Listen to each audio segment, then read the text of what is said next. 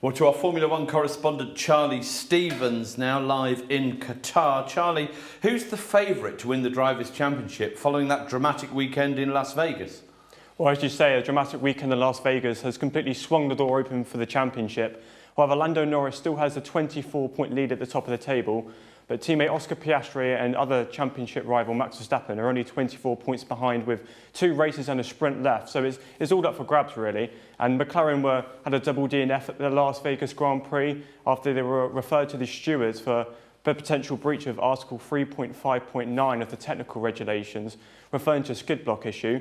Both of the McLaren drivers fell short of the 9mm thickness limit, with Norris falling 0.12mm short and Piastri falling 0.26mm short. So both drivers scored no points, while Max Verstappen scored the maximum 25 in the weekend.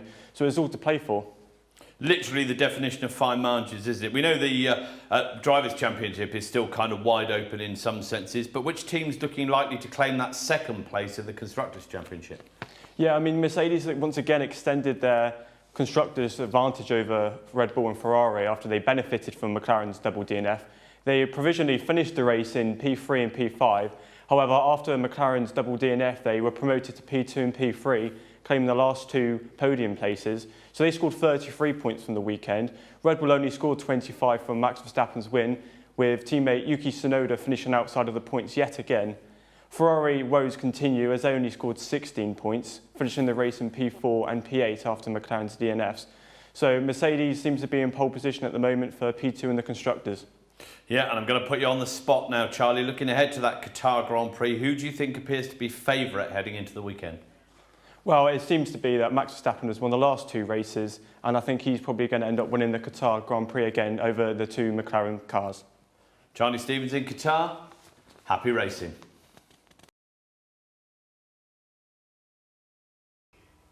Hello and welcome to Solent Sports News with me, Charlie Stevens. Time now to welcome a guest to the studio. Temis, welcome to the studio. How are you doing today? Not too bad, thank you.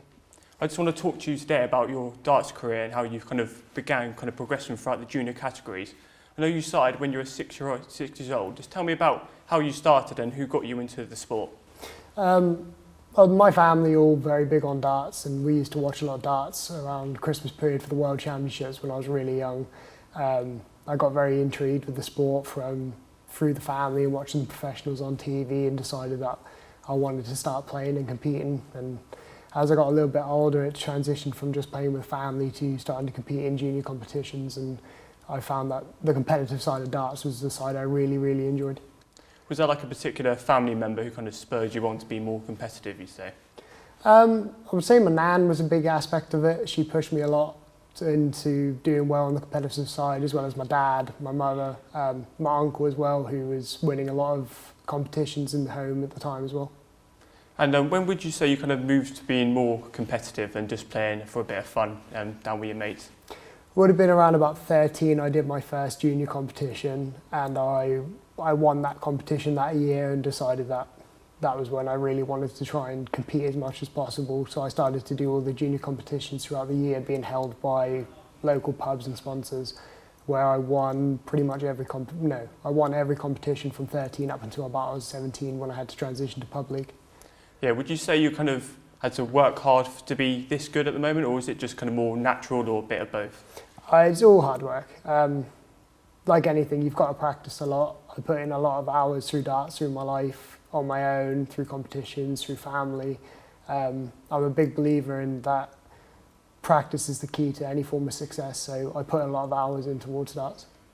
And moving over towards university darts, you moved over from the Falkland Islands.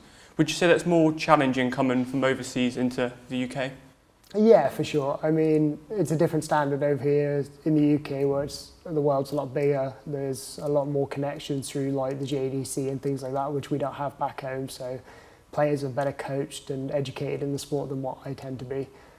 So I have to work harder and learn as I'm going along. And obviously you've had quite a successful year. You've won your first major trophy, and you won the UD UK Southern Singles on the weekend. Just tell me a bit more about that. Yeah, it was a great experience.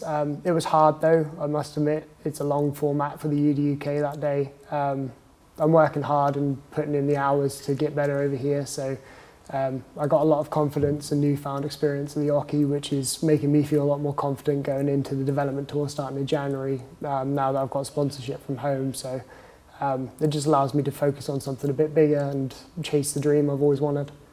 Are these formats, would you say, longer than you're used to back in the Falkland Islands? So have you had to like adjust your game or anything? A little bit on that one, just as it was such an early start, whereas tournaments are a bit later in the day back home, which would be around 6 o'clock and finish about 1 in the morning. So it's just a longer day sitting around waiting in between games. And mentally, how much pressure do you put yourself on to perform well? Lots. I expect nothing but top quality from myself at all times, and when I'm not achieving that, I am very hard on myself. Now that I do have sponsorship, there's a little bit of pressure to perform well going into the development tour, because if I don't, it's not going to get the results that I'm looking for. Cool, well thank you for partaking in the interview today, Themis. Well, that's it for this part of the show. We're taking a short break, but now join us in a minute for more university sports news. I've been Charlie Stevens.